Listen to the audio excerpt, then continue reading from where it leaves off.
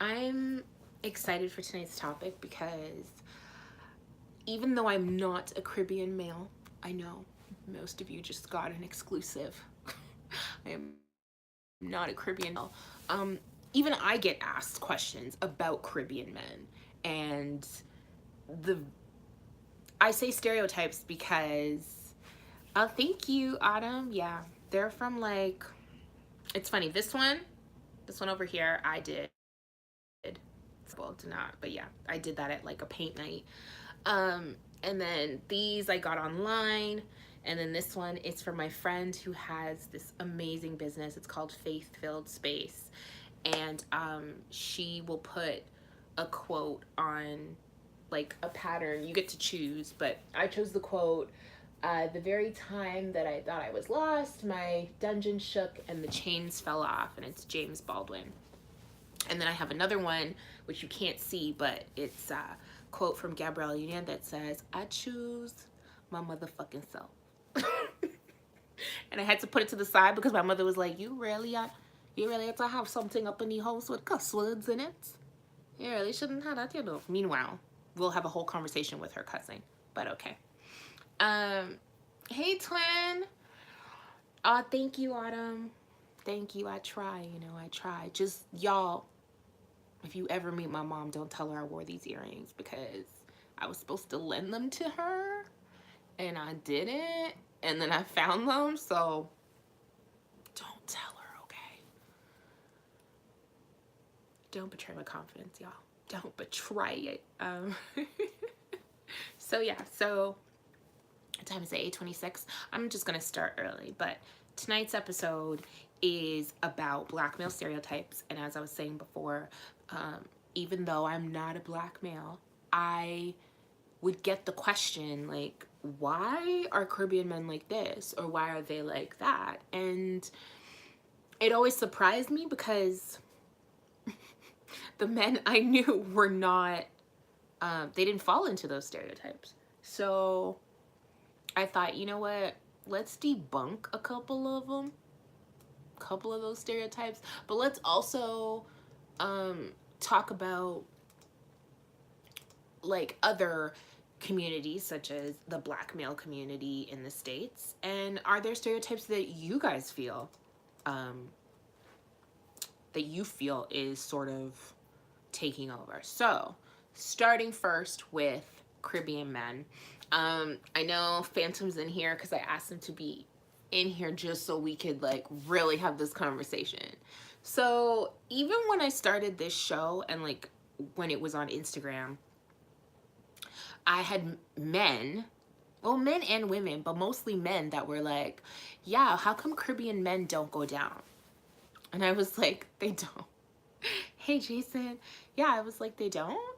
But I realized that based on like our culture, when I say culture, like our music and just media in general, but mainly our music, you would think that we don't because, I don't know why of course, Phantom's gonna laugh, but the one song that's in my head, like I was like, what song? No gal can sit up on me head. If a gal try that, she did. Me have to run the party red, red, red. Like, and I used to see guys in the club, like, jamming to it, like, brah, brah, brah, brah, like, going off. And I'd be like, he's eating pussy. He's eating my pussy. That nigga eat pussy all the time. Like, we just knew, but no one really, I don't know. I guess it wasn't talked about. And then in having a conversation with one of my best guy friends,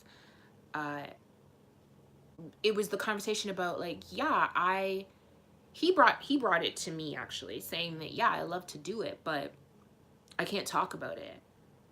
And I was like, wow, that's crazy, because on the flip side, Caribbean women, we have gotten, flack for sucking dick, and it's only recently that it's like relatively accepted. But accepted, I mean, in our media. But like, men would be going off, especially if like there was a DJ and he's like, if you know, say I never put your lips on no pom pom, put your hand in the air. What? Like sometimes I'd even be with the person like I was with who probably just finished eating pussy like 2 seconds ago, and I'm like, how come you're not putting your hand up? No? You're not putting your okay. All right, I guess not. But yeah, so I realized that Caribbean men don't get a chance to talk about stuff as much when it comes to sexual exploration or even just education on it. But they eat pussy. They do. I've been with most of the men that I have been with are Caribbean, and I haven't been with a single Caribbean man that didn't eat pussy. Like even my ex, and granted, I don't necessarily take this with a grain of salt, y'all, because I don't know if I believe him, but when we were dating, he said that he'd never eaten pussy before and he wanted to with me, and then he became like a fucking maniac, like all the time. Like, God, it was like Black American men and toes, because I had a Black American guy be like, I just want to suck your toes, like I don't even need to fuck you. Like that's how my ex was with eating pussy. He was like, I just want to eat your pussy, like we don't need to do nothing else, I just really want to do it. So hearing the stereotype that Caribbean men don't do oral, I was like, what?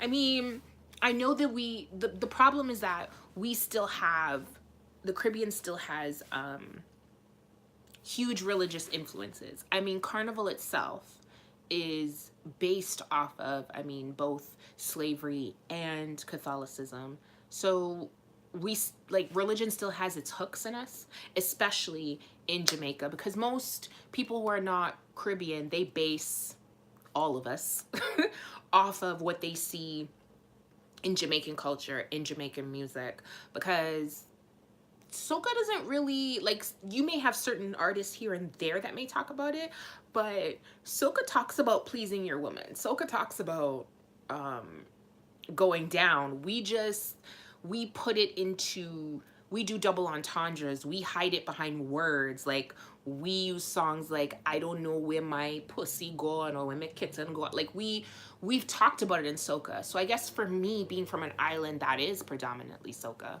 I was shocked that people have this stereotype, because I feel like it's based off of Jamaican culture. And the thing is, I've been with Jamaicans. They eat pussy. Like, it's just, I'm just saying. I will, and honestly, I feel like the best pussy eater I've had, I'm pretty sure he was Caribbean. Pretty sure.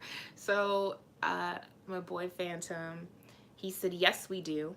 We don't talk about it because we're taught that it's wrong by elder society and media. They've been ridiculed about going down and therefore don't like people knowing that we do. And see, that's the thing. I think most Black men, as it is, across the board, I mean, you don't have to be Caribbean to agree with this, but I feel like most Black men, even your core, like, you'll have a core group of guys that you hang out with, but that doesn't necessarily mean that you can have those honest conversations with those friends. A lot of Black women too, but I feel like Black women have a little bit of an advantage that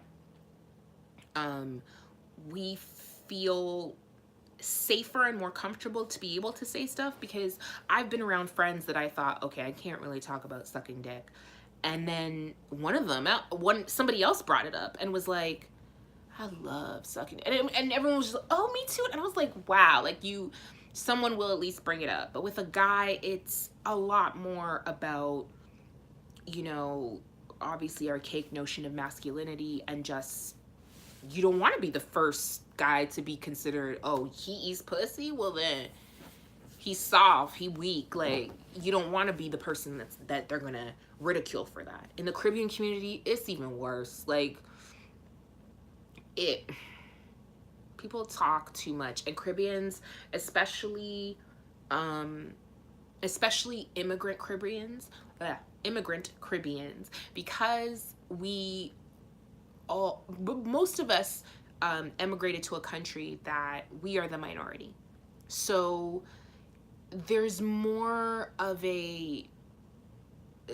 of more of an urgency in pushing your culture, your music, your food onto your children, and in keeping information within the household, within the family, because you don't, and I'm sure that it probably happened in the States as well, but I'm just saying our history is that your parents don't want you giving their business away. Because, I mean, just picture you have these parents that come to a country on their own sometimes, and you can't go back home. Like, going back home would be that you failed. You need to prosper in some way, shape, or form. And especially when it's a huge shock of going to a country that you thought was going to be like the great hope, and it isn't. And you deal with two different types of prejudice, in that, yes, there's the prejudice that you're Black or whatever, a person of color, but then there's also the prejudice of being Caribbean, so you're made fun of for your food, your accent, and whatever else. We're all pretty much taught that you keep your business inside. You don't talk to other people about it. Christine says, what happens in the house stays in the house. You keep your business home. That's just really what it's about. So Caribbean people actually have a really hard time with sharing, with just telling certain things. We may seem like we get very defensive when asked questions, but this is just what we're taught. Like, we're just taught you don't put your business out there.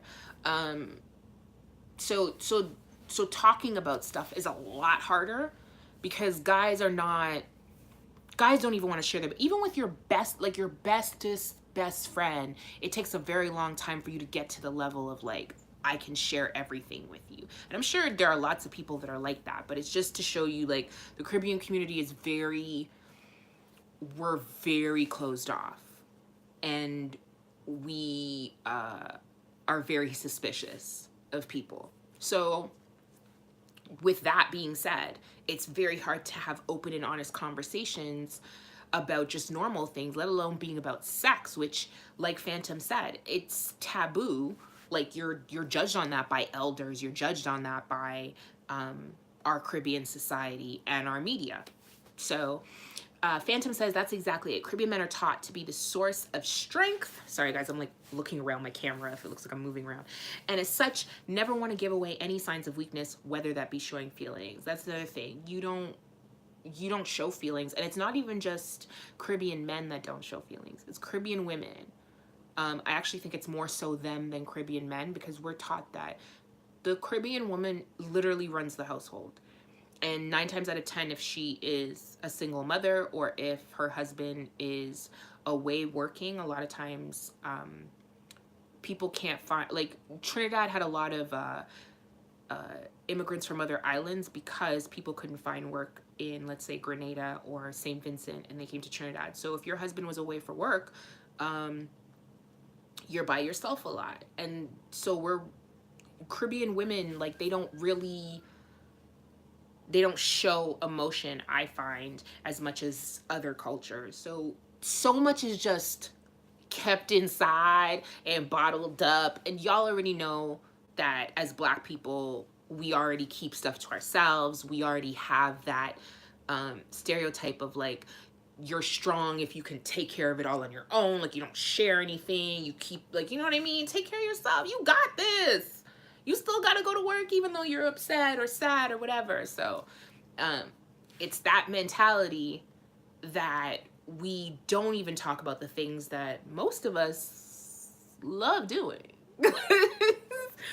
and I find it so hilarious, because I'm like, I know lots of Caribbean people who go down regularly. And he's not in here, and I know he wouldn't be in the chat, but there's a mutual friend of all of ours, and even he's kinky, and he's from Trinidad, and he said, like, he loves being in our groups because he doesn't get the chance to have these conversations and actually talk about the stuff that he likes. And see, that to me is the biggest problem. Oh, Twin said interesting. That to me is the biggest problem, because a lot of Caribbean women will get with a man and then be like, oh my God, he likes all this stuff that they didn't get to talk about. I think that would be one of the things that we don't talk about as Caribbean people, would be sex and our expectations of that, being in a relationship, being married and stuff like that. But I digress.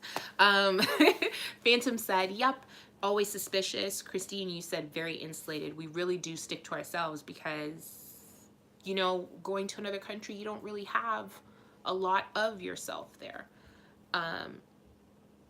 Christine said, I never get to talk about any of this. That's the thing. Like, a lot of us that are Caribbean but not living in the Caribbean,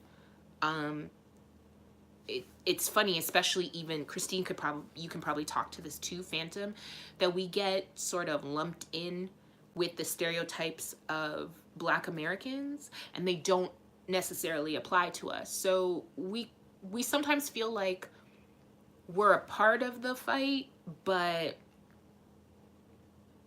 it's not our fight, if that makes sense. Twin said, but why is it that island people are that way? It really has to do with religion. Catholicism, Christianity had such a strong hold on a lot of these islands that I don't think, if you're not Caribbean, you wouldn't realize. But you guys should watch a great documentary. I'll put the link up because it's on YouTube. It's called Windrush, and it's about the first boat that left Jamaica in the 50s to go to England, taking the first set of immigrants Black immigrants coming to England. And just when you watch these people talk about what it was like landing in the UK, what it was like to not really have your family, especially if, I mean, most of the time it was like the men or the oldest son or the oldest daughter. My aunt, she wasn't the oldest aunt, but she was third out of the 5 girls. She came to Canada, and you're expected to, one, like, do well for yourself, and send money back home, which is done very regularly, and take care of anybody younger. So my aunt sponsored her younger 2 sisters, one of them being my mother. And even when my mother came, it was sending money back home. We send barrels Christmas time and sometimes Easter, but usually Christmas time we send barrels. Like, there's always that connection to home and to whatever family you've left behind. But it's also about going back and showing, hey, I did well for myself. And we never really shared, a lot of those immigrants never shared with their family. Well, first of all, a lot of immigrants never got a chance to go back home, ever. And then the ones that did, how could you tell your family in the Caribbean that, you know, my family came from country, so that's even worse. Like, your family came from country where the power might lock off for a day or for a week. Like, you wouldn't know. Like, that, it was just that simple life. How do you come from from these big countries like the US and Canada and the UK, and say that you're sad, that you miss your family, that you get made fun of for your accent? Like, you can't complain about stuff like that. You should be grateful you even got a chance to get into these countries. And so for a lot of people my age, being children of these people, we then get the guilt of, like, I need to do well because my parents left their humble beginnings to come to this country, and I need to be the proof that what they did was worthwhile. So all of that, like, Caribbean people really keep everything inside. And it's not like, I find, like, with Black America, I envy you guys, because if you moved from Atlanta to Houston, yeah, you may not have your family, but you will find Black people. You'll find Black people to talk to or relate to. I have a cousin who she's born and raised Brooklyn. She just recently moved to Atlanta. And I mean, granted, she was in a sorority, so that helped as well. But I just love the fact that you guys can move and find people that understand your experience. For us, it's a little difficult because trying to find Caribbean people is hard. And then when you come from specific islands, like a Jamaican and a Trinidadian, we don't have the same food. We don't have the same culture. A Bajan and a Jamaican don't have the same food. They don't have the same music. They don't speak the same. They don't have the same patois, so to speak. So for us, it's a lot harder in finding people like that commonality. So even something like that, like Caribbean people do not move a lot. I noticed that. Black Americans, again, I envy you guys. You guys will like pick up and go to another city and, you know, start a new life. And it's a beautiful thing to do that.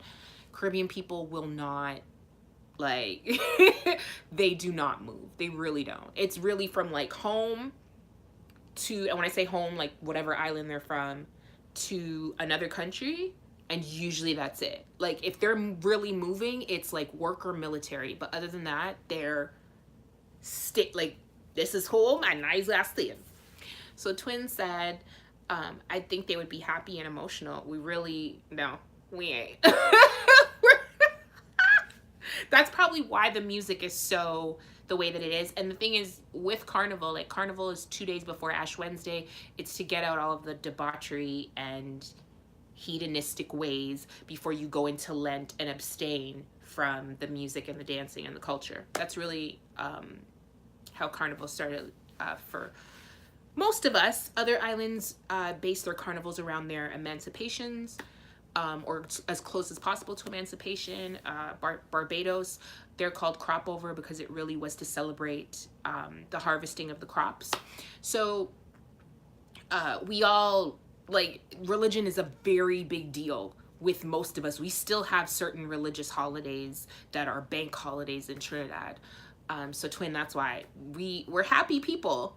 We are emotional. We just don't show our emotions very well. Christine, you said, I get bullied for not being Black to this day. Same. I'd be told, or not necessarily bullied, but I'd be told like I don't have a right to be upset about anything because my hair is not fully Black, like just different things. I got it too, so I get that.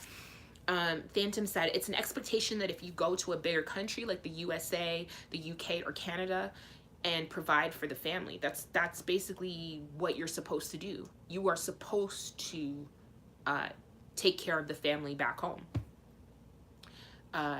Christine said, exactly. It's supposed to be the land of milk and honey. Yes. You're expected to do better to send a portion back home because whoever is there is depending on you and your money. And 9 times out of 10, person that is there is a mom or a dad. And once they pass, it's older brothers and sisters, it's aunts and uncles, it's cousins that are still back there. And even we're taught to have that duty of, you know, giving, like sending money back.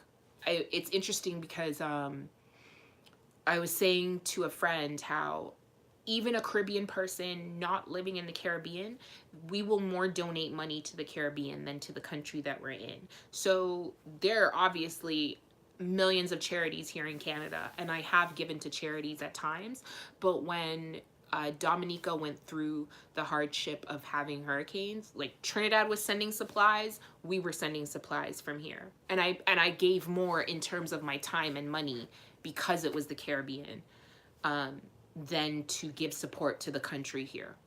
That's just what we're taught. Even though I'm not from Dominica, even though I'm not from Barbados or anything like that, it's the same. But yeah. See, and that's the thing, Twin. Like, so Twin said, come live in the DMV, LOL. It's all islanders here, especially Trinis. Yeah, I mean, we're all over, but we're not as well connected. And yeah, it's hard to find your people. It's hard to find your food. It's hard to find, what else is hard to find? What would you, like Phantom and Christine, what would you say is like something that's hard to find? But in terms of sex, I feel like Caribbean people are like, it's the same. It's the same as any other Black culture. You're gonna have some that are very religious, are, you know, they don't want to have any conversation about sex. Sex is just like for procreating, and that's it. And then you'll have some that, no, that's not true. You'll have some that will love the kinky stuff. They love anal. They love eating ass. They love giving oral. Like, they love. Phantom said the hardest thing to find is people to connect with and food. Food, yeah. Food, we're lucky enough that we live in major cities. Phantom's in London. I'm in Toronto, Canada. And I'm sure with Christine being in Florida, that has, I mean, it's such a close proximity that you do get similar food, especially since we have similar foods to certain Hispanic cultures. There's certain things you can get. But we were talking the other day about bacon shark, and there's nothing like bacon shark at Maracas. It'll taste the same anywhere I go. I've had bacon shark in so many other places. It'll taste the same. It'll taste the same. It's different, you know. Sorry, Jason. It's bake and shark. So, yeah. But it's just the way I say it. But not bacon shark. Although, anyone want to make me shark wrapped in bacon? Because anything wrapped in bacon, I will eat. I've had watermelon wrapped in bacon. I've had, oh my God. I had this, my mom will make this like Cornish hen, and she wraps it in bacon to keep it moist. And now I'm like, I want to drill right now. Christine said, down here, the hardest thing to find is genuine roti. Yeah. Roti is, my aunt, okay, so in my family, my grandmother had 12 children, 10 of them who actually lived past infancy. And the 5 girls each got something to make so that at dinner time, everyone was helping out, right? So one aunt got roti. My other aunt was just like cakes, and she eventually like just ended up being like the baker of the family. One aunt, I honestly don't know what she, oh wait, no, she made wrong cake. I forgot, oh God, I forgot about that. My mom was bake. And I was like, you couldn't have been the sister that learned roti? You couldn't have been the sister to learn roti. You had to learn bake. Anybody could make bake. Bake ain't hard to make. I just make bake. It ain't hard to make. You could not be the one to, because my aunt's roti is like, Christine, I promise you, like, the next time I see you, I will bring you some roti skin so that you can just freeze. Because, girl, my aunt's roti. Yeah, God. Lord. This is not going to be a good episode, y'all, because I'm just reminiscing about being Trini. So Phantom said, girl, I had shark or dolphins since I came back to London. And that's another thing. Y'all, Barbados and fish, just any island and fish, but Barbados, fry fish. You go oysters? Oh God. What? Man, I was at oysters like every night. Every night I was at oysters getting fish. Like, and I don't even eat fish like that here. But, ooh. I think and one thing I love about being in the Caribbean is like, I see my food. Like, like I see my fish being caught. I see them cooking it. I see it like from seat to table. I watching the whole thing. I see it all. When they're giving me coconut water, I'm watching them shaving it right there in front of me. You know? So, man, I should have done this episode, y'all. It just turned into Andie reminisces about being Trini. Anwar said, I know I missed some good shit. Hey. Sharon said, my cousin is half Trini and one can make roti like nobody's business. Honestly, twin, it's not taught. And even my aunt was saying that she wanted to teach one of us how to make it, because making it the old-fashioned way, like my aunt has the what do you call it? Oh, I forget the name. The cast iron thing. Like it's a flat one that you make it with. That's how my aunt makes it, over like, she used to make it over literally a fire pit, and now she'll do it over the stove. But my mom has the same cast iron. I said, look, it's a good thing. I taking all of this, you know, when you die, I taking all of this. So wrong. Yeah, Christine, I will bring you some. Girl, I got you. Phantom said, girl, don't talk about oysters. I eat some fish out again. Okay, I'm not gonna repeat that for everyone else, but he definitely loves fish and oysters. Oh, child. NY said, best fried fish I ever had was from a Jamaican spot, perfectly spicy. That's the thing, Jamaicans and a red snapper, and even that, like, I will usually get fish from a Jamaican place here, but in Jamaica, it's just, everything is just. And we were on a resort. That was the funny thing. When I went for Dream Weekend, we were on a resort in the grill, and resort food is like pub food, like fries and burgers, pizza, whatever. And I was like, oh yeah, no festival, no dumpling or nothing. And then I was like, you eat Jamaican food. Okay, all right. And he brought some of the. He was like, his mother was gonna cook for us. That woman, I told him, I was like, tell your mother she's a saint. We sent her like a card with a little bit of money. But like, that fish was, when it's flaking and it just, oh God, no, it just melting in your mouth. It just, it's hard. It's hard when you go back home. It's kind of like, twin, I'm sure you feel this way too.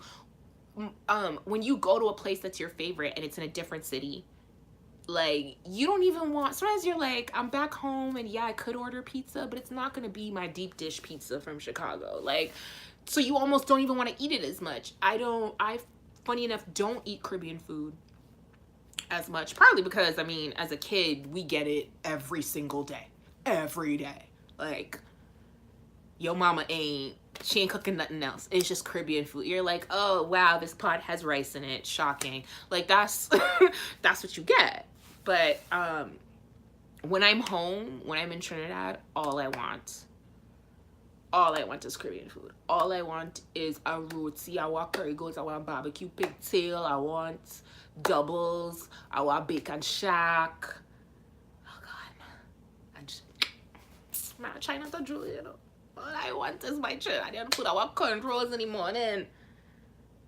I want KFC, a snack pack, some ketchup. I want my pizza with my ketchup and my mustard ring, a little pepper sauce on the side. Hey, man, you know, when I home, I don't, man, yeah, it's just, so yeah, we are very closed off people, and a little, we still have a long ways to come. Hey Nakia, I'm so glad you joined. We still have a long ways to come.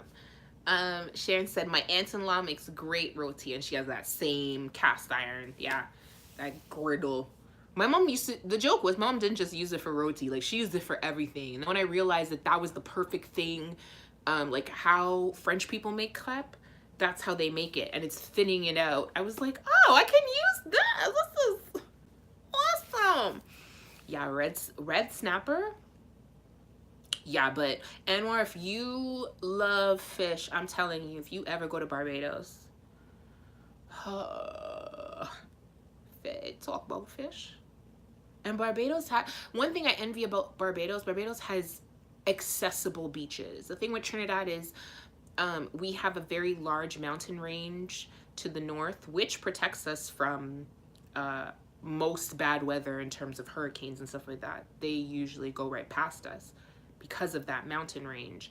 but it also is the mountain range you drive through to get to some of the more accessible beaches. Tobago is really the place that you go to if you want to have a vacation and lay on a beach and relax. But we don't have as many accessible beaches as Barbados does, and Barbados has beaches, yo. Let's tell you, Barbados has beach. You go here as a, like, we stepped out of our guest house and we were like, so what beach should we go to? And the lady was like, well, it have a beach that right down the road, but if you go like 2 blocks to the west, you have a next beach. Oh, but it can go to the east. If you go a block to the east, it have a next beach. And if you go about 5 blocks.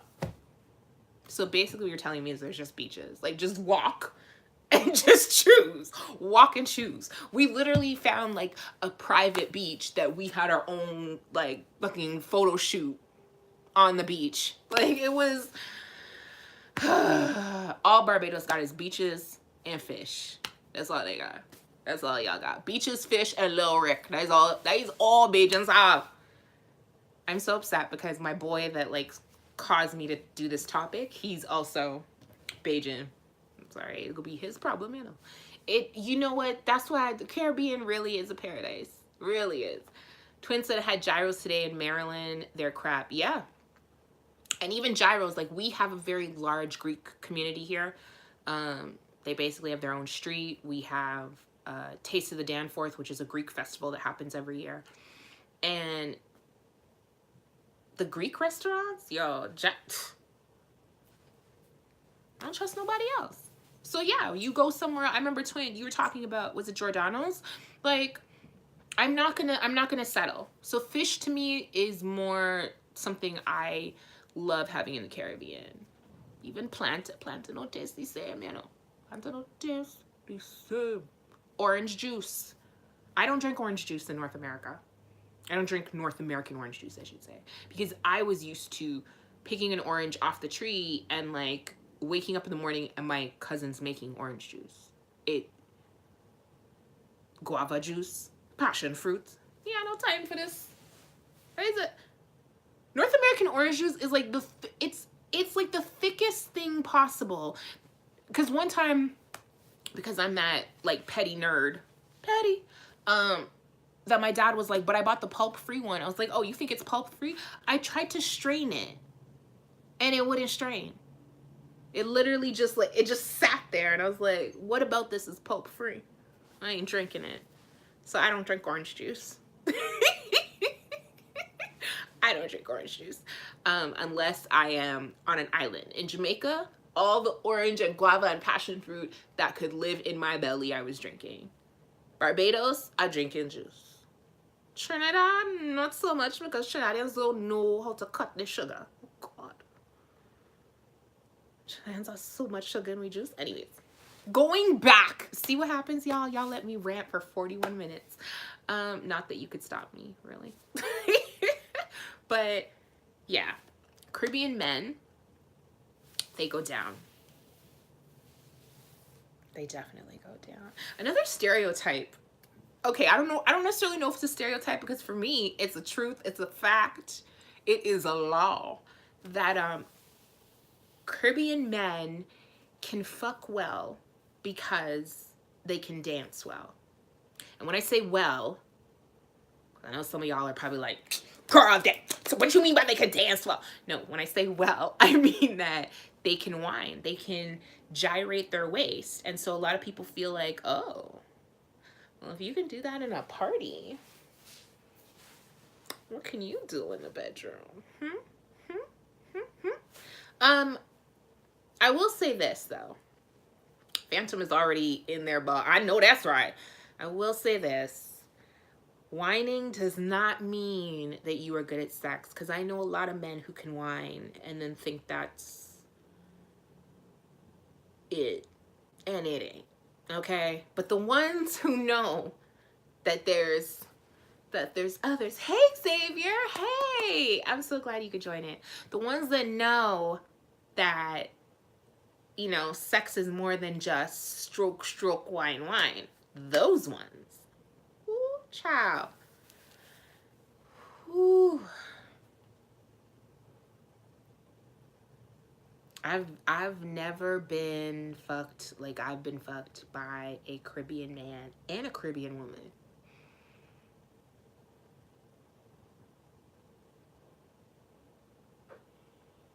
There's just something, like, even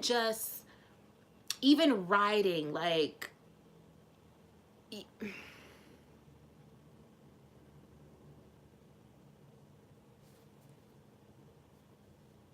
just like, I almost want to end the show and just go find me a Caribbean man right now. Like, done. Show done. Click off.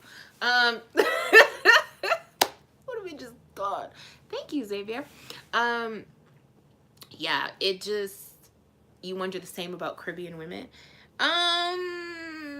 Personally, I think that as long as you can move your waist, like, you're good. I don't know any other way. Like, we had a friend, an American friend, that used to make fun of me because he's like, y'all Caribbean people, y'all be mad whining, like every song y'all be mad whining to everything. And I was like, yeah, I will whine my ways to everything. I don't care. I don't care if I'm listening to Give Me the Loot by Biggie. I don't care if I'm listening to Iron Man by Nyla Blackman. I don't care if I'm listening to a vibe song. I'm going to whine my ways. That's what I do. And I do it in bed too, and I do it very well. Twin said guava and passion fruit are the best. I know. They are love. Phantom said, thing is all about the rhythm. Music is so central to our culture that we can't really operate without it. It's basically from the basis of everything we do. I agree completely. Hey, Lucy. Oh, you ain't late, girl. We always on time. Black people in this show, we always on time, okay? That's the thing. Like, my first tattoo is on my back. It says Calypso, and I got it because it's just, my music is in my blood. Like, it's, I can't hear my music and not need to dance, need to, the iron and the beat and the drum and the, just every part about it is so ingrained in me. And Phantom is so true. The music just sort of flows in all of us. And it's really about rhythm. So you can know how to circle your waist, but it's about having rhythm, because I mean, most of y'all have seen videos. Like, Caribbean women, we can TikTok, we could drop in a split, we could be on our heads whining at the same time. Like, there's a precision to that. We don't just, girls ain't just out there like, you know what, let me out. No. There's a precision to it. But yeah, it's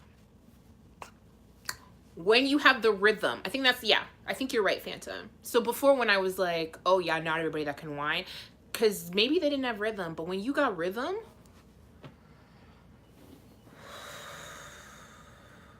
and the thing is, we know it. Like, when I'm at a fete and someone, like a man comes up behind me and you know he has rhythm, like, I'll just stop whining. I'll just be like, well, I mean, you're handling it, so handle it. Like, it's just, what? You know how many times I've just stopped and been like, no, keep going. Okay, whoa. Oh yes. Like, it's just, Anwar said take skill. It is a skill. It is a skill. I wish I could list it on my resume. I speak French, a smattering of other languages, and I can TikTok and go on my head top. Y'all don't quote me on that. I can't go on my head top, okay? Please don't be using that telling people, oh, Andie can go on her head top, because then I'm gonna be at Jamaica Carnival. People gonna be asking me, why ain't you on your head top? And I'll be like, because I can't. I just can't. But I love watching girls that can't. Oh, I love watching Jamaicans dance. I really do. Sometimes it looks painful, but I love watching them. Twin said, Ella, that's how I feel when I was in Jamaica. Those men had some moves for it. Twin, when they don't just dance like that, I'm telling you. Christine said, we cannot move. We have to whine. That rhythm is in our DNA.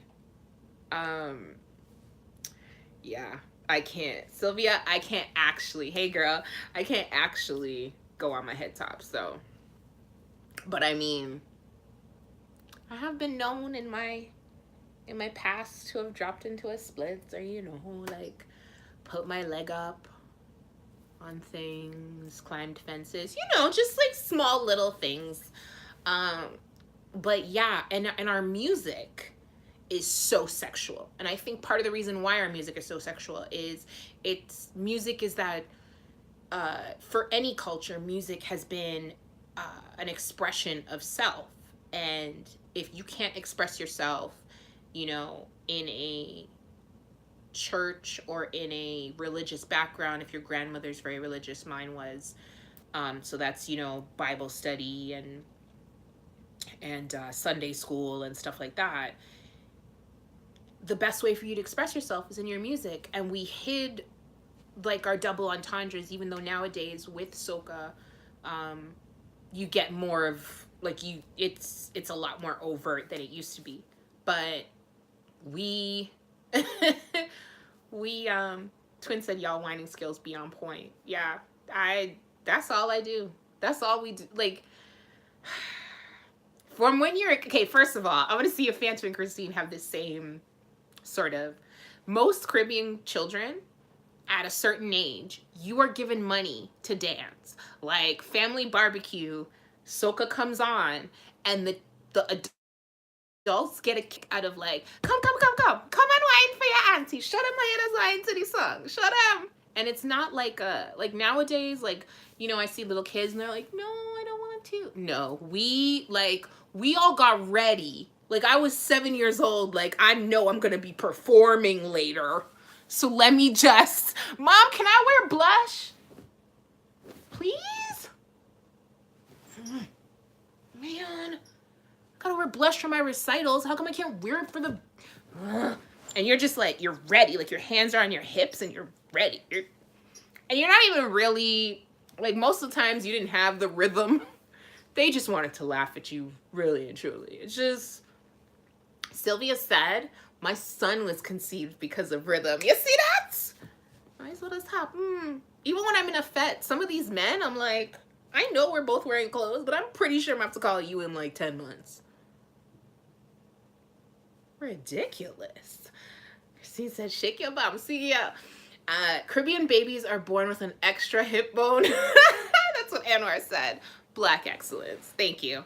It's like, that's how we say rubber waist, oil waist. Like, there's some of them you're like, yeah, no bone in your, well, yeah, no bone in your waist. How it moving on thing. Yeah, we are a very colorful people, but you know, just like, you know what, just like Black American men, because a lot of you guys have mentioned too that you're not able to express yourselves and talk about the things that you love in terms of sex and being kinky and stuff like that. It's the same for the Caribbean. We just unfortunately don't have these conversations. If we do, they're few and far between. And hopefully as like time progresses, we get a little bit more evolved. Unfortunately for us, we kind of have to wait for Jamaica, I feel. This is just my personal opinion, because so much of Caribbean culture is based off of Jamaica and how they're perceived. And the fact that homosexuality is still illegal, and they haven't even, like, they're still fighting that fight. I don't see them getting to a point where, like, Vibes finally says, like, well, you know, she got sit on my bed. Like, it's not gonna happen. But just us getting more comfortable in talking about it and letting other people know, like, Black Americans, Black Caribbean men eat pussy. They really do. They don't talk about it as much as y'all might, but they eat it. They be eating. Christine said I could never do the hula hoop thingy. Christine, me too. I never could do a hula hoop, because hula hoop, you actually have to keep your body like, it has to be sort of stationary, or what's the word? I wish Vashcon was in here, because it's like that, when you dance, when you do like a professional dancing, you're supposed to keep your form, I think it is. Am I using the wrong word? But hula hoop, you have to keep a certain form. I can't do that. I'm winding my waist. I'm like, why is this thing not staying up? This is ridiculous, you know. Why it not staying? Yeah, hula hoops didn't work for me. Phantom said, plus, as young girls, you're always gonna hula hoop. The boys are taught to keep up with the girls without the hula hoop, all the while soca's playing. See, Phantom, I didn't get a hula hoop. Cause my dad was like, what is that? To do what with? If you need an apparatus to whine, then you don't know how to whine. So we didn't get that. But I will say we did, like, little boys and little girls, we were dancing together from, I don't even know how far back. I don't even know how far back. But yeah, it's just because the music is in our culture, it's not a big deal to be dancing and hearing the music. I mean, when our parents clean on Saturday mornings, it's soca that they're blasting. And any chance my parents got, like, we played our music 24/7. 24/7. Christmas time, you have a different set of music. Like, it was our stuff. And you would sometimes have people that you met that were open to it. But even with my mom, majority of her friends were Native American. And because they could understand that shared experience of, you know, hating white people. No, I'm joking. I'm joking. Just that shared experience of being a minority in another country. And so, but other than that, she didn't have a lot of Trinidadian friends that were not family. She knew other Caribbean people, but even that sometimes it depends. If you have a lot of Jamaican friends and you're not Jamaican, you feel a little left out in certain things they talk about. I used to feel left out when Jamaicans would talk about Easter and bun and cheese. I didn't do that in Trinidad. We didn't do bun and cheese. Patties, people would be like, oh, I love Caribbean food, I love patties. Patties are not, it's not to say that we don't have them in other islands, but they are not a food that is a staple across the board for all islands. I would feel, even in Jamaica though, I don't know if there's anyone in here who has also been to Jamaica, but I didn't even eat patties when I was in Jamaica. I don't really eat it as much. Whereas in Trinidad, like, our street food is doubles.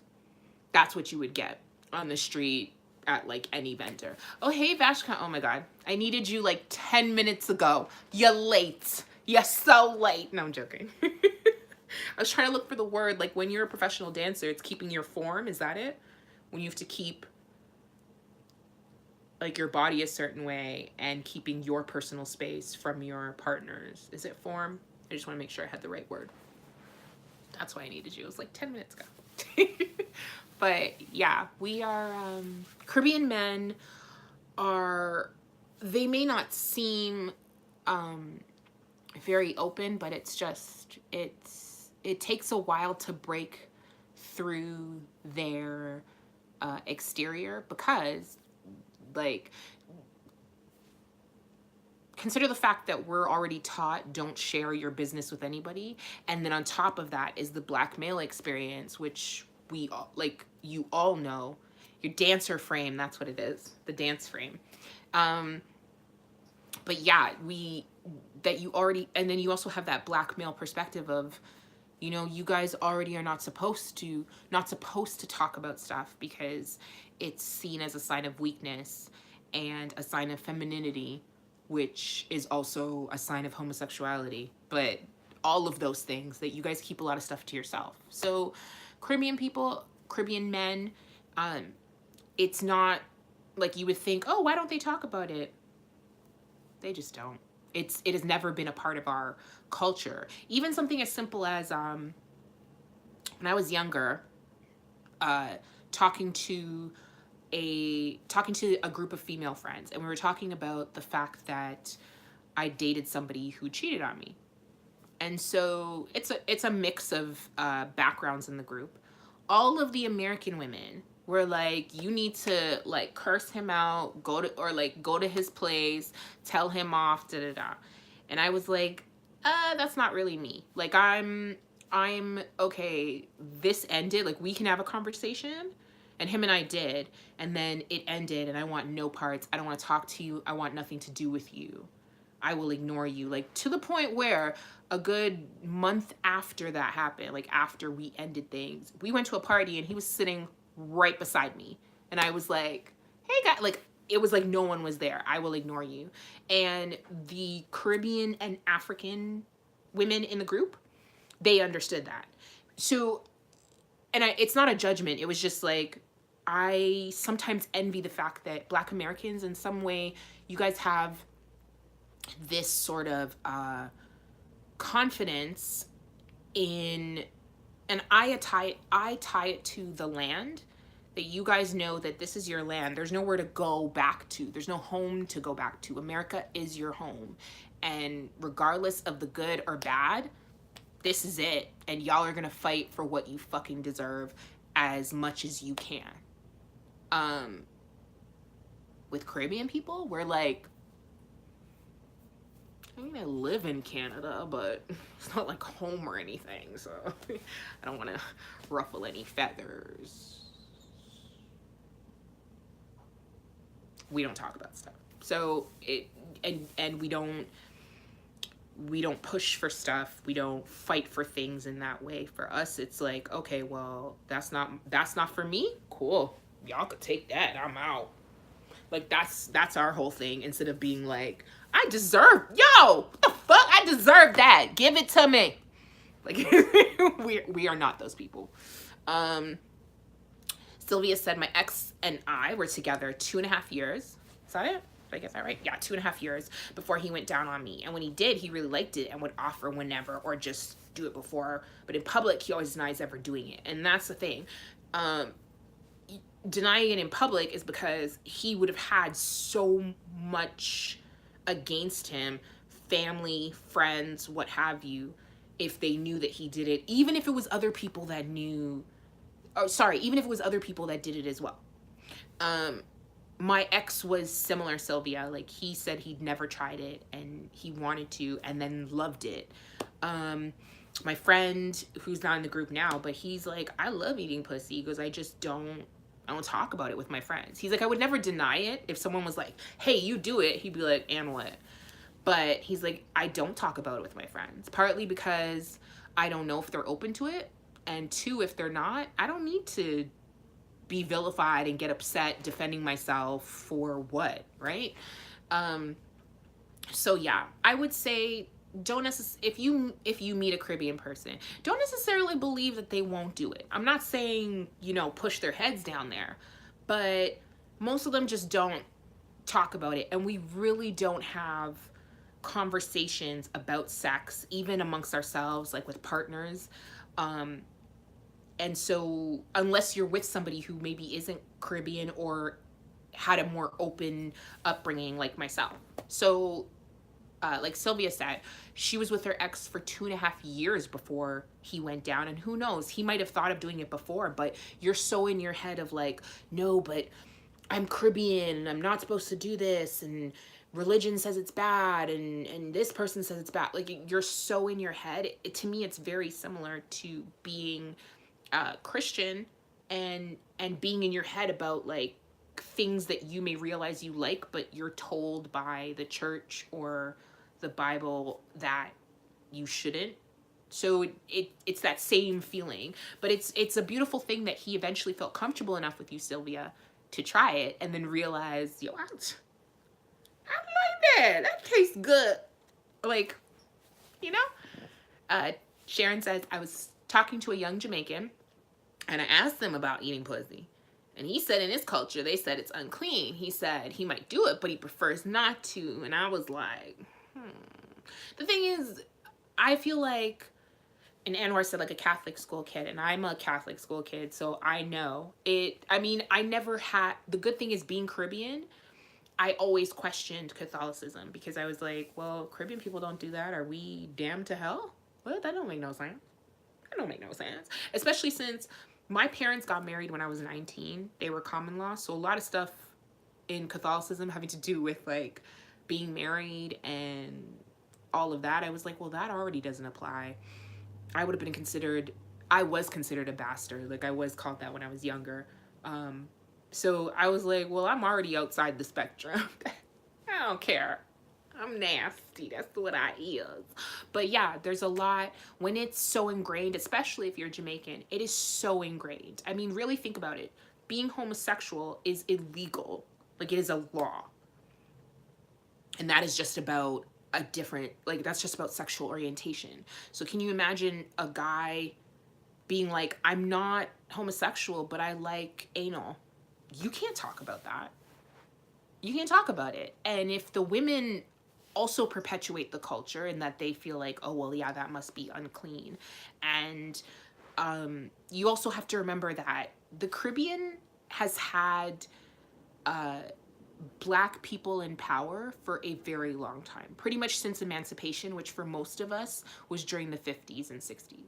We have had Black leaders in place. So I feel like we may have blindly followed certain things a lot more than you would have in the States, because if it had been a white man telling us that, maybe we wouldn't have. And these are, again, all my opinions. I'm not basing that part off history. My opinion is that we followed a lot more things, and part of that was religion, how important church is. And especially when, like I said, the Caribbean woman was the head of the household. Your grandmother went to church, your mom went to church, some aunt or female cousin was involved in the church. If you're from the country like I am, and us being one of the largest families that were there, with my grandmother having had 10 children, they notice if you go missing. My grandmother used to say, I don't care what you went out in last night, but you're coming to church in it, so mind yourself. Like, you were, and it wasn't a problem to go to church in the clothes you came out of the club with, because by hook or by crook, you were going to church.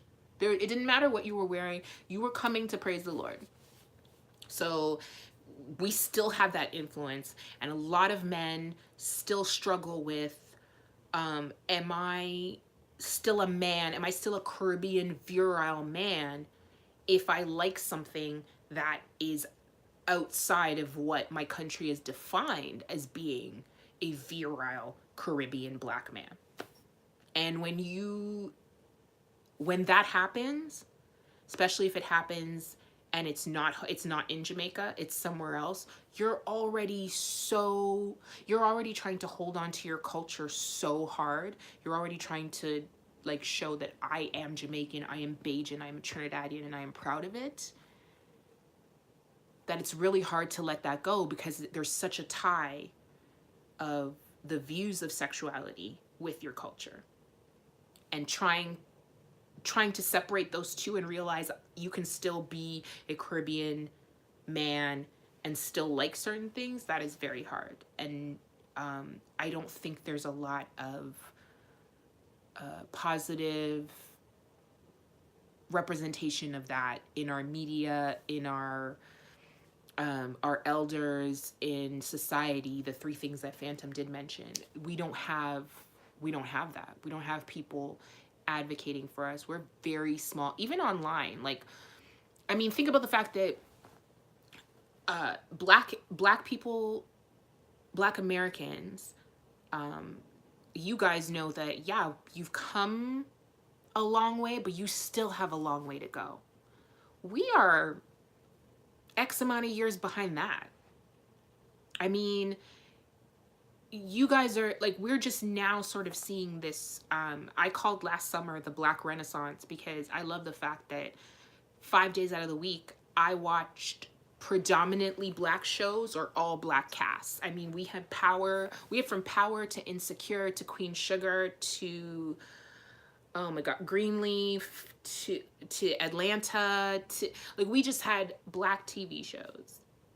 Caribbean people, we don't have shows. We have characters made to look as villains, as idiots who just smoke weed all day. I mean, you guys saw the second season of Luke Cage they were supposed to be Jamaican. I believe all of them were American actors. None of them of a Jamaican or Caribbean background, I think, except for a couple people, because I did hear a Bajan accent in the episode. But we don't have representation. We don't have people to say, I'm Caribbean and it's okay to be gay. It's okay to be a man who loves anal. It's okay to go down. We don't have a lot of that. And not a lot are going to come forward and be brave enough to do that when there's so much stigma. And like, I know a lot of people try to say, well, there's Rihanna. She is the exception to the norm. And I will give credit for the fact that, you know, she's not Jamaican, she's Bajan, and she represents her culture. But it's still a lot that's not explained. There's still a lot of people, especially Americans, who think that our culture is just sex and debauchery and don't really know a lot, and they're not going to look it up to learn about it. So it's tough to say that any of them would ever come forward and be brave enough to like start that discussion or start that movement. Yeah, there's it I'm not gonna say it will never happen, but I think it will be a while for that to happen. So Anwar said, if you don't see it, it's harder to be it. That's pretty much, that's a great way of saying it. Like, if you don't see it happening, it is very hard to tell yourself, oh, well, I'll stand up against the masses. Like, even I couldn't do that, right? And I said, yeah, I wanted to know how that accent on Luke Cage went over. I was actually very upset about it. I wrote a post on Tumblr. I was like, it's funny how, you know, Black American actors, especially male actors, have complained on a regular basis of being appropriated, of having roles taken from them by Black English actors, and saying that only they can tell their stories in a way, in a certain way, that it shouldn't be told by anyone who's not Black American. Well, then why should Caribbean stories be told by anyone who's not Caribbean? I think that's why, like, Dear White People, I love, because Nia Gervais, and maybe I'm pronouncing her name wrong, but she is Trinidadian and American, and I love that they had her culture in it, that they had her accent, they had, like, it actually had me tearing up, because I was like, this is how it should be portrayed. We should be portrayed as just normal people to, like, do everything you guys do. We don't walk around looking, not all of us, we're not one-dimensional. In the same way that Black women are not one-dimensional, Black men are not one-dimensional, Caribbean people are not one-dimensional. We are not all dreads. We are not all like people with dreadlocks who smoke weed. We are not all gyrating and looking like we're having sex everywhere we go, or doing crazy ass stunts of like jumping off a tabletop onto a girl. Like, we are not all like that, and that's not all our cultures, I should say, are made up to be. Sylvia said, yeah, he always wanted to do it, but he said that in Jamaica they don't go down. He wanted to make sure I would not go out and talk our business to everyone. See, it's like, that's the thing. We are very much did you just say that to everybody? Like, even fighting, I even find with my, I dated somebody from the States, and fighting with that person was like, it didn't matter where we were, we were getting into it. And a Caribbean man, 9 times out of 10, if you're out in public and you're arguing, there's no, it's like, we'll talk when we get home. Even if it means that we're just going to be civil or we ignore each other, fine, but there's no like big time argument happening in the streets. And when it does, it is like, you didn't just embarrass yourself, you embarrass like your entire family pretty much, because somebody's gonna hear about it. That was another thing. When people in the Caribbean, because an island is so small, people hear about things. So like, I would leave school, and by the time I get home, my grandmother's already found out what happened at school. That's just, so yeah, it's a beautiful culture to be from. It is still a little far behind, but you know, we try our best to make strides. We try our best.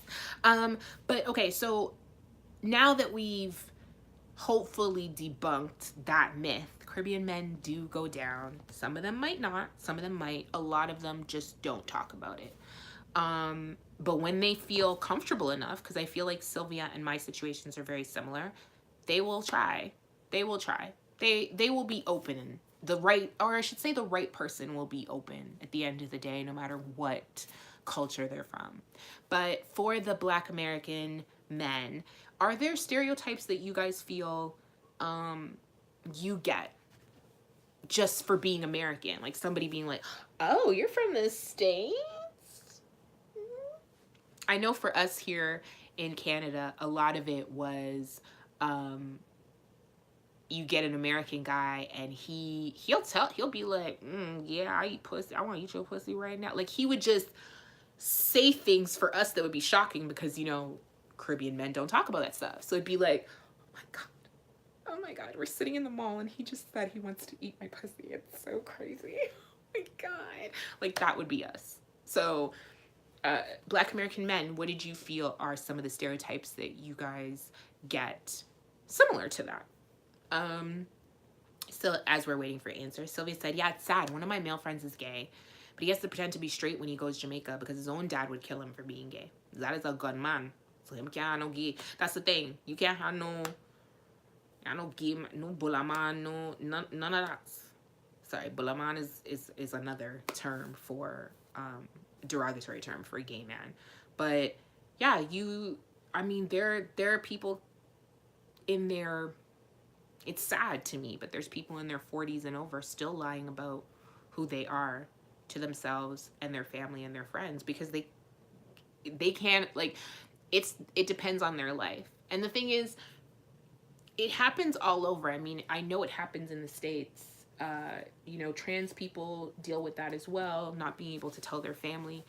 But Caribbean men really don't have the spaces to talk about what they love or even just explore what they love. It's sad to me because I love my Caribbean men. Phantom said, that's also the big reason we don't have our business in the street, because in the Caribbean, everyone knows everyone. So everyone that wasn't there going to be talking about it, and that's embarrassing. That's it. Yeah. And when I say everyone's talking about it, I don't mean like, it's like everybody in the county knows your business, because I know at least where my mother's from, is a little village right outside, San Fernando. But the villages are so close together, 5 villages could find out your entire business before the end of the week. It's just, even stuff like, we were taught when we were younger, if you're going to Trinidad, our flights are usually at night. They're usually always like overnight flights. We would leave from the back door. You put the suitcases in the car at night. You don't tell people that you're leaving. And part of that was because in the Caribbean, if people knew you were leaving, your place could get looted or robbed. And if you're leaving an island to go somewhere else, it's for a while. There's no like, oh, let's call and see if the house is okay. There was none of that. So even traveling and arriving places, we would do like in the cloak of night. So it's just like these like random memories that I'll have of like, yeah, Caribbean people really do keep things to ourselves. Like, keep it to myself. Ooh, I'll tell nobody. Like it's so natural. It's kind of crazy, but yeah, we really don't be sharing. So, and stuff like that in Jamaica where homosexuality is illegal. That's why I tell people a lot, even when I talk to people that are younger than me, I'm like, you come out if it's safe to do so, because I feel like the Caribbean to me is one family. So I feel like there are countries where my family it'd be illegal. They'd be thrown in jail for being themselves. And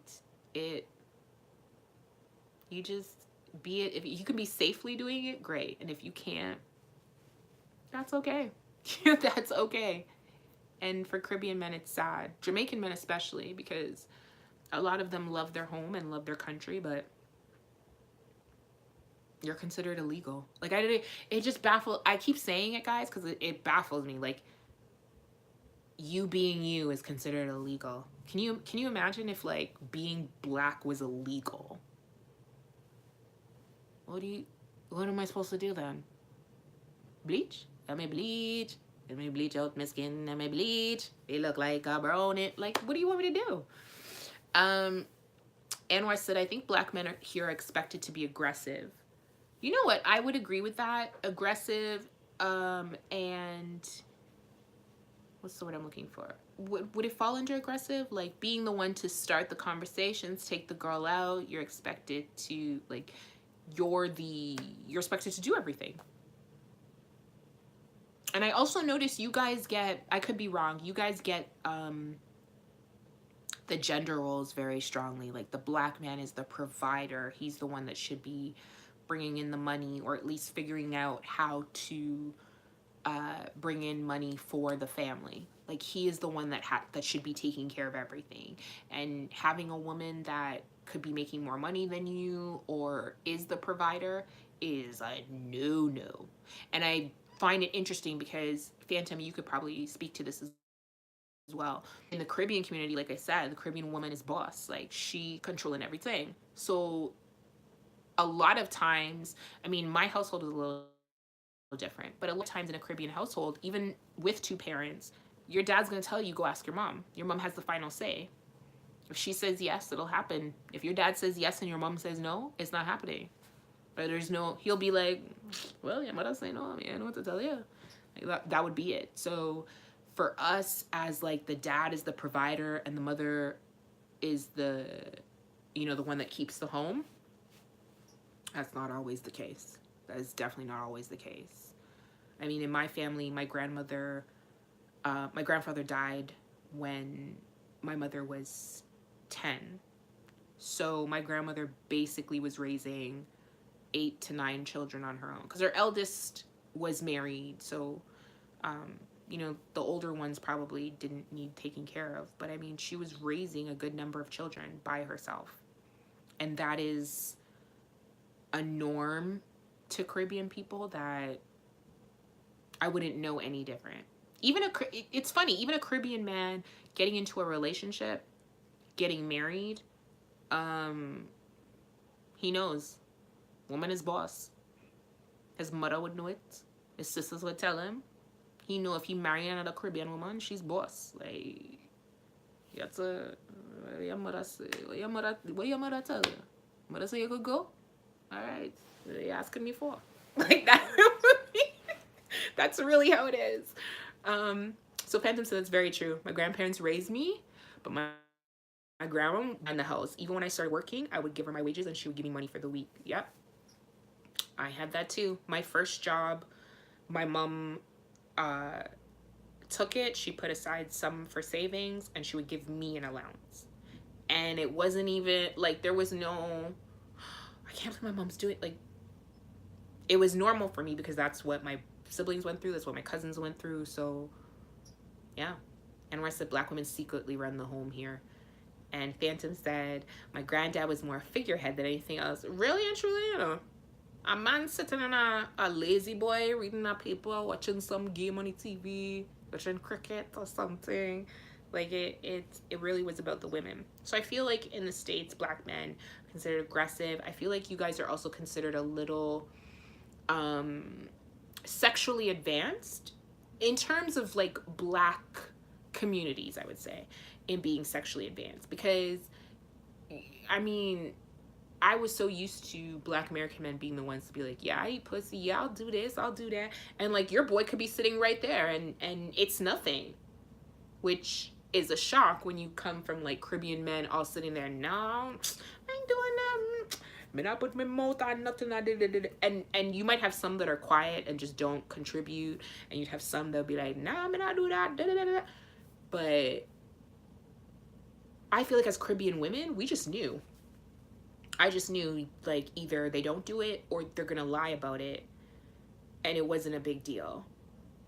Phantom said granddad's decisions were open for discussion, but grandma's decisions? That was like, that is it.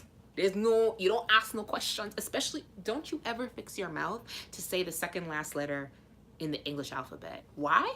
Sorry, I know that looked like V, guys. I was like, what?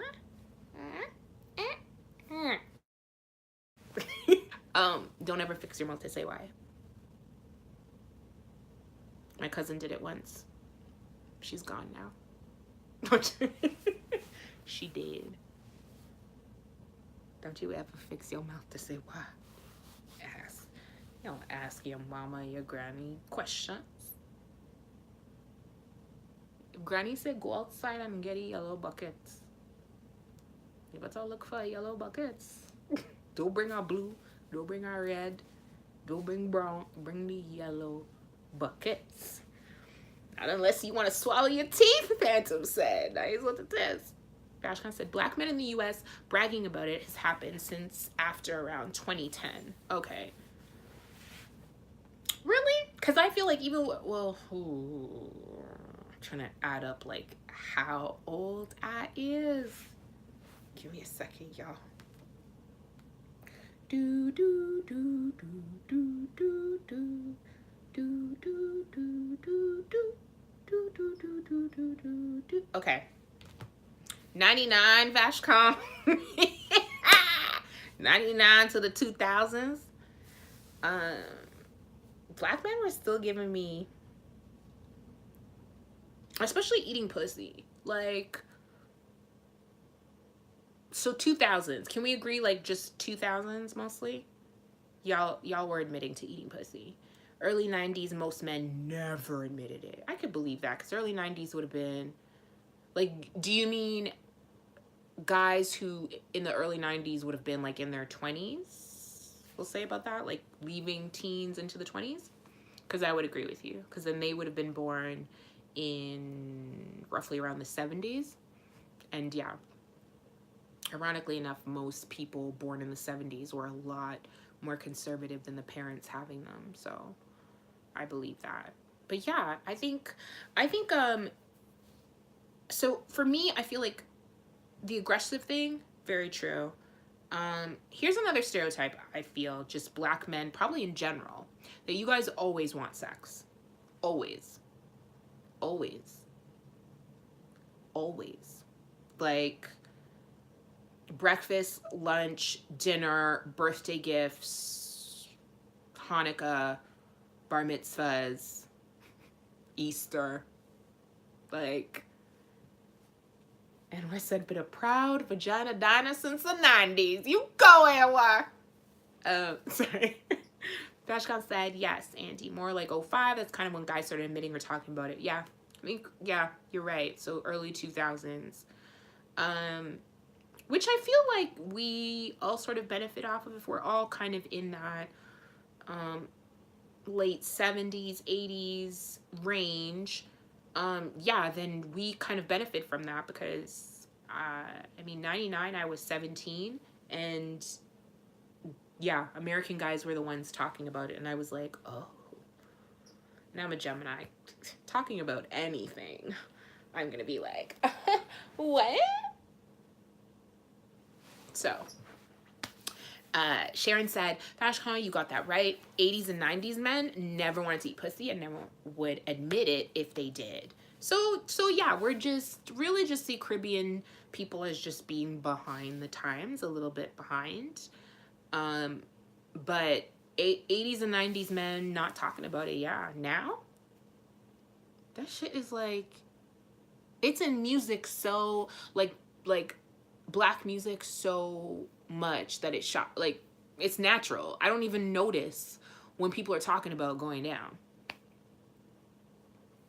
It's funny actually re-listening to P. Pablo's Freak a Leak and realizing, like, he says, like, he gonna get another girl to eat her out because he ain't drunk enough to do it. I was like, oh shit, I'm just realizing P said he ain't going down on you. I like this song though. And it's it's about freaks. Shouldn't you want it? Okay, never mind. I mean, that's how you feel. That's how you feel, Petey. But yeah, it's not just us meaning Caribbean. But But but nowadays you would say, American men, it's okay to talk about.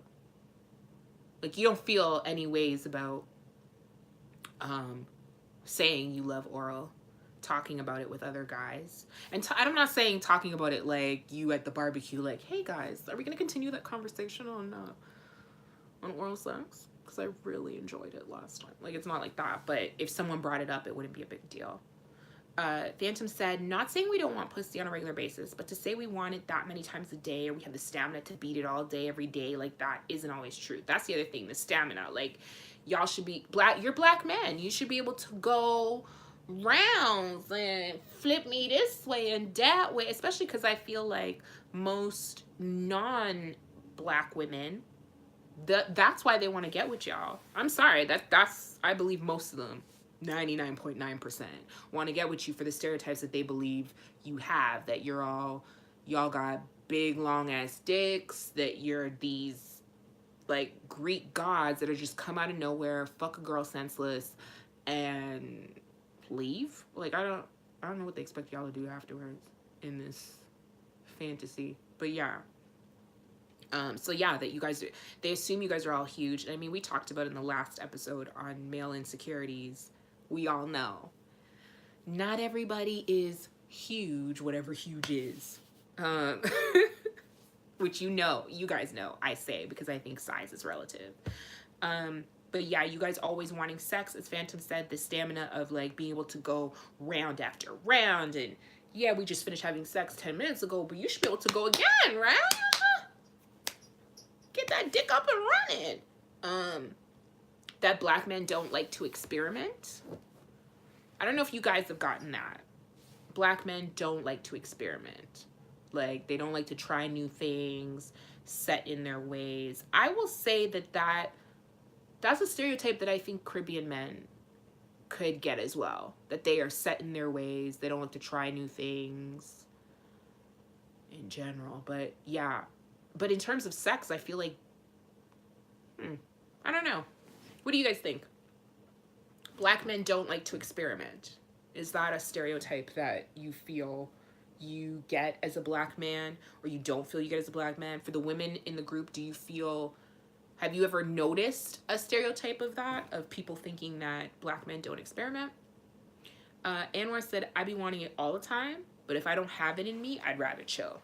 And that's just being human. It's just being human. Or maybe not. Maybe it's just I'm like y'all, because I want it all the time. But that's not necessarily the best way. It's like, I want fries all the time, but I don't always want McDonald's fries. Like, yes, McDonald's is open all the time, but I don't want to go to McDonald's for fries all the time. I want sex all the time, but sometimes the sex I want is not for me. It's not for me. I shouldn't be doing that. So then I'm like, Anwar, I just chill. And it's like, I personally would try new things, but I've known guys that say they don't want to experiment, or will, as long as it ain't too freaky, or she ain't gonna talk about it. See, and it comes up again in the, as long as she doesn't say anything, as long as our business isn't out there. I also feel that with the social media like era that we're in now, everyone's a little bit more afraid of having their business out there, because like, you scratch your ass now and you can go viral of somebody else filming you. So I think a lot of us like black people in general are in that that category of wanting to keep as much of our business to ourselves. And I recognize that with sex, it's not such a huge deal, but I get that it is still a big deal in feeling like, I don't want to go too freaky, and if I do, I don't want it to be that this person is just gonna blab it to everybody what I like or don't like. And I said, I've tried some things, but I definitely drew a line that I won't cross. Dashcon said, I'm open to trying some new things, but some things I know I wouldn't try or I wouldn't like, and I agree with that. But I also think that comes with experience, which usually comes with age, right? Like, as you get older, you know what you like and you don't like. And you know there's some things you just don't want to try, like, at all. And that's okay. That is really okay. Because I know I would never, ever do anything sexually involving feces. Like, just, that's not my thing. If that's somebody else's thing, more power to them. But I know I will not voluntarily. I will not do that. So that's the thing. I think most men who are just sexually open are going to be open to new things. Most black men. There are a lot of black men that are not sexually open. And so those are the ones that are like, I ain't trying that. Why your hand close to my ass? What you doing down there? Like, those are those guys. But I think most of the guys that are in this chat, you guys are so amazing at sharing your stories and experiences and being open that, yeah, you'd be open to things, but you're also all of a certain caliber that you know there are things you love and things that you don't like and things that you don't want to try. You have no interest in trying it. Twin said you have to be an open-minded man to try new things and be comfortable with it. And it's true. It's the trying it and being comfortable with the fact that you tried it. Because, funny you bring that up, Twin, you'll have some people that will try something new, and whether they like it or not, Anwar said exactly, whether they like it or not, they're like, okay, well, I tried it. Like, we're good. And then you have the people that try something, and if they don't like it, they make it, oh, I can't believe you got me to try that. We are all, as long as we are all over 18, we are adults. I didn't get you to try nothing. You decided to do it. Whether it was the fact that you weighed in your head, do I want this girl's pussy or I don't? Okay, I'll try it. You decided to try it. I didn't make you do nothing. I didn't hold a gun to your head. And to the people that I have, like, okay, you're a different category, but... Sharon said, I applaud the man that is and will be down for it. And that's the thing. You just want someone who's open. Because even with my ex, and Sylvia, I don't know if you're still in here, but you can probably attest to this too. I never pushed him because my mentality is I'm okay if you don't want to do something as long as you don't expect it in return. So I'm okay if you don't want to go down as long as you don't expect it. Now, I may love doing it, but just don't expect that I'm supposed to do it. Like, don't pull a DJ Khaled, okay? It ain't gonna be like that. And I think because I had that mentality, my ex felt comfortable enough to try it. Even though we never really had a conversation about whether he liked it or not, but I think he felt comfortable enough. FashCon 5, thank you so much for tuning in. Anwar said just try it. You might like it. For me, or just because what I mentioned I wouldn't try. But other stuff, yeah, like when it came to anal, I was like, okay, let's try it. Let's try and see. And my first time was, I mean, like most women, it was hella painful. And I was like, no, I don't think I'll like this. And then I ended up trying it again on my own, but that was because of hearing other women talk about it and talk about how much pleasure they got from it. I was like, I want to at least try it. And if I try by myself and I still don't feel anything, then at least I know for sure I don't like it. And if I hadn't tried, I wouldn't know that. I love anal so much. I wouldn't have known. I see you, Anwar. And I said, no, not that. Never that. Okay, good. But yeah, it's just, you know, try different things. You never know what you're gonna like. You never know. I initially was gonna touch on Caribbean sexual tourism, but I think I might separate that for like another conversation, just like in terms of travel, because I think a lot of people go away on vacation and have that mentality of like, we gonna turn up and, you know, whatever happens happens. But we will get into that conversation at a later date. But yeah, Phantom and I had a conversation about sexual tourism, and it's such a lucrative industry in the Caribbean of, you know, Stellas going down there and getting their groove back, and men getting paid very well to do so. And funny enough, I saw a site that was like these guys in the grill, and they actually charged more for oral than for like regular sex because it happens so frequently. Like, they'd want people to be going down on them, so they charge more for oral. And I was like, see, there's proof. There's if they charge them for oral, then obviously Caribbean men be doing oral. Like, but yeah, it was oh my god, guys, this was such a, like, I had like my little points because I always forget stuff, but I barely had to look at this because it was just such a good conversation about, you know, us getting to share our things at being Caribbean. And where I said, wait, really? They hiring? Boy, all you gotta do is go. I mean, the grill, because there's so many resorts, but all you gotta do, walk on the beach. Hello, lovely ladies. Irie. Wow, God. Like, that's pretty much what they did. Because they tried that with us, and I was like, keep on walking, I ain't talking to you. Keep on walking, keep on walking. Like, ain't nobody here for that. I ain't here for that. Okay, I'm not.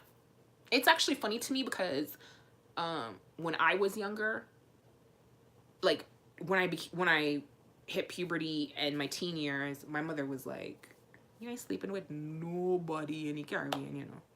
These Caribbean man, nobody like to wear condom, and everybody wants to come off in. So no, you're not. And somebody would turn out to be your cousin. And sure enough, guys, when I was a teenager, the first Trinidadian guy that like showed me interest, I went out with my cousins. We all went rollerblading, and he dropped us back home. And my mother was like, "Come inside, Fessa. Come into the yard." And he comes in, and she's like, "You look familiar. You know, da-da-da." And it turned out he was a distant cousin.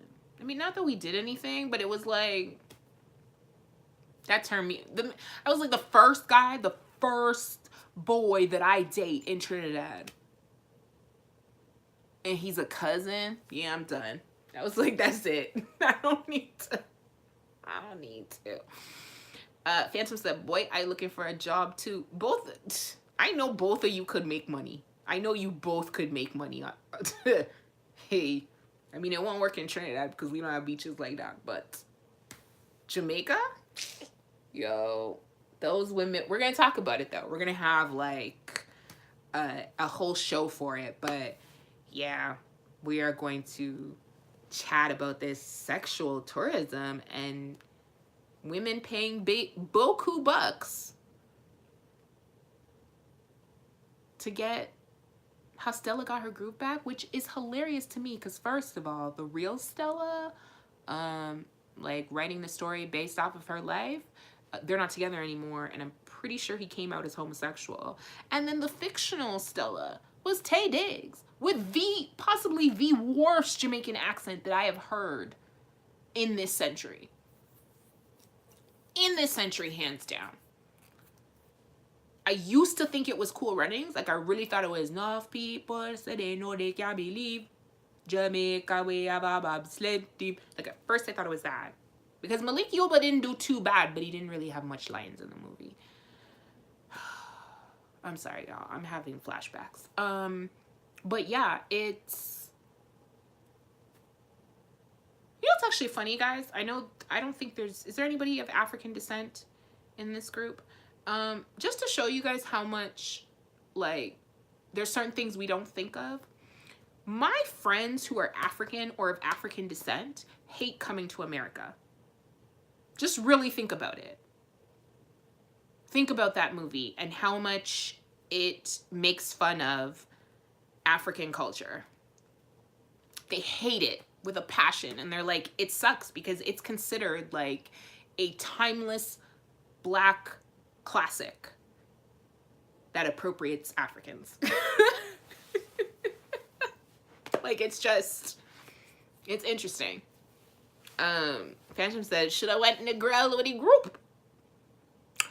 I don't know who you speak of, Phantom. I don't know who you speak of. I don't know anybody that's going to Negril.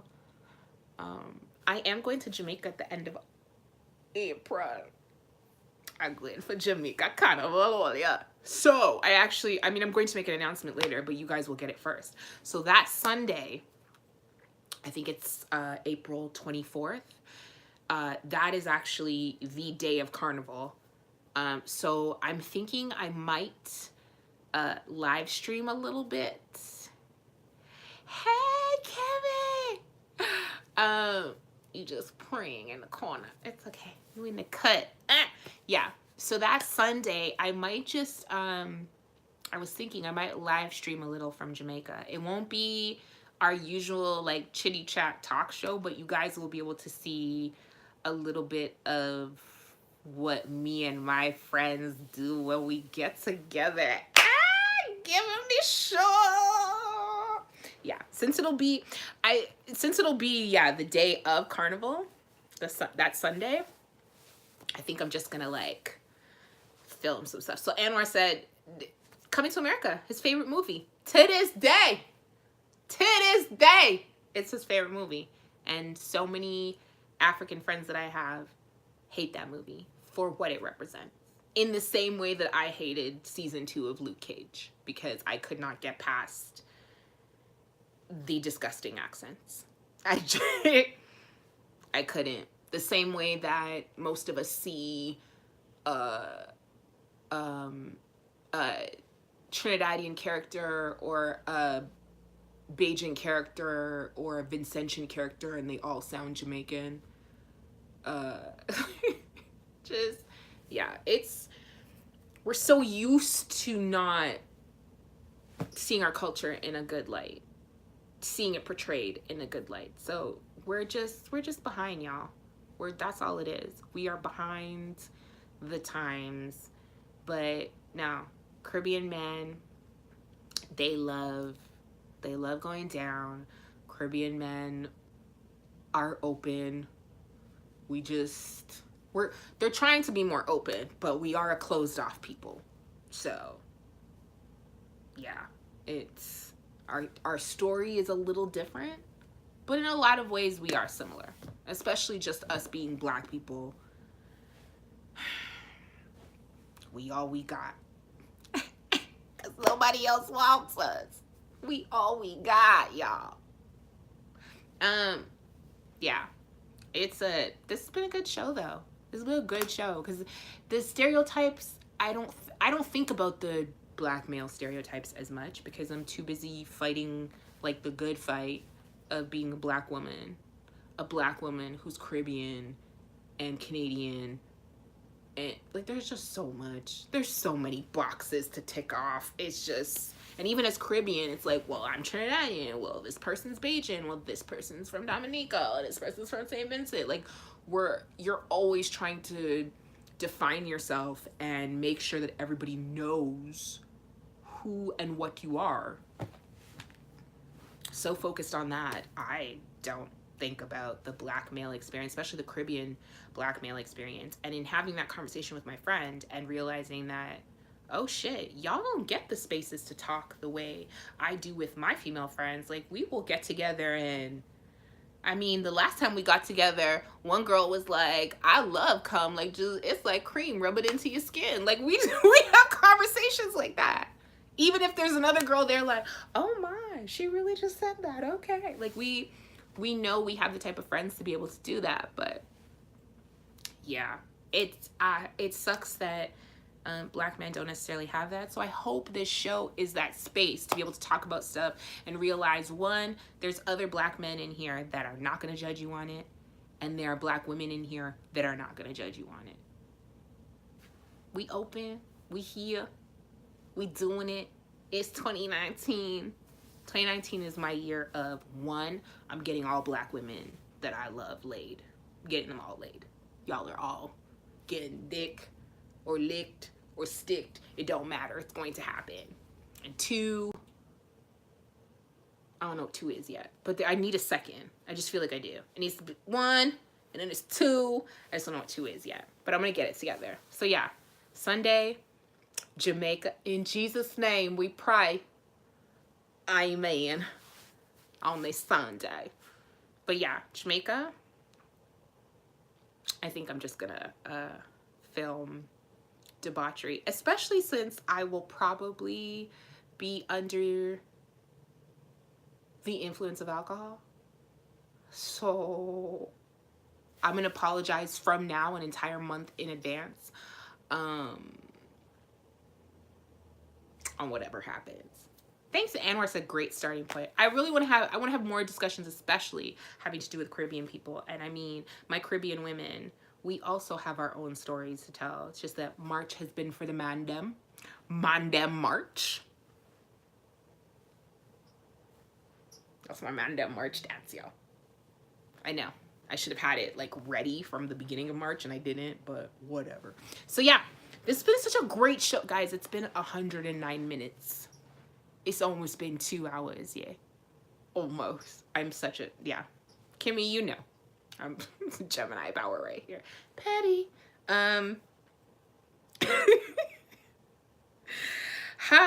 But yeah, guys. So we have one last Sunday in March for the men. Ladies, I know you must be tired hearing of these men. No, I'm joking. We've loved having y'all contribute and talk and know that there's hope. There's hope out there for the black male population. If there are many of you who understand and talk and share and have emotions, you give us hope. So the last Sunday, because I love y'all, it's gonna be ass, titties, ass and titties, ass, titties, titties, ass, titties, titties. Like it's going to be ass men versus titty men. Y'all can just literally just go off. I could just sit here with my bag of chocolate and just eat. Like that's all I'm gonna do. I'm gonna just eat chocolate while y'all talk about ass and titties. Y'all know that's a lie. I'm gonna contribute because I don't know how to shut up. Twin said, well, I think you accomplished that with me. Just saying, Gemini 3.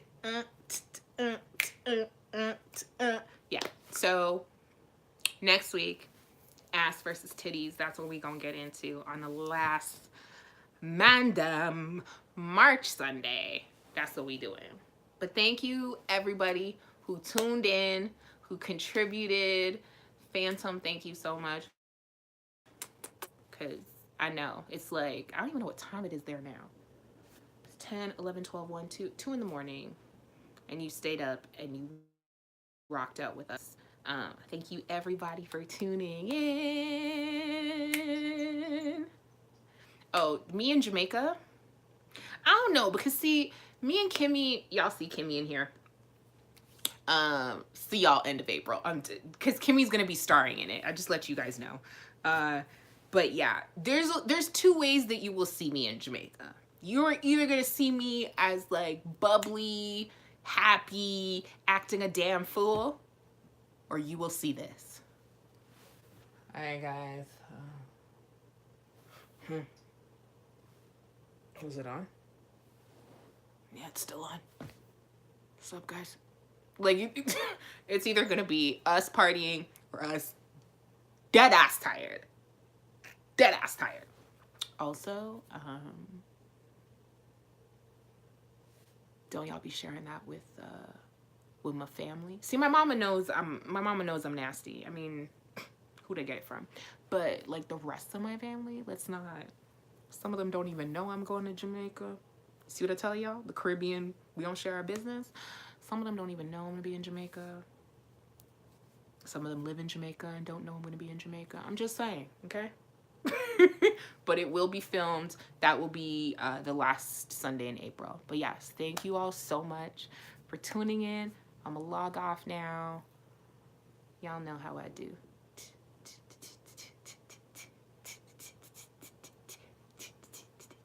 Petty, petty, petty, petty.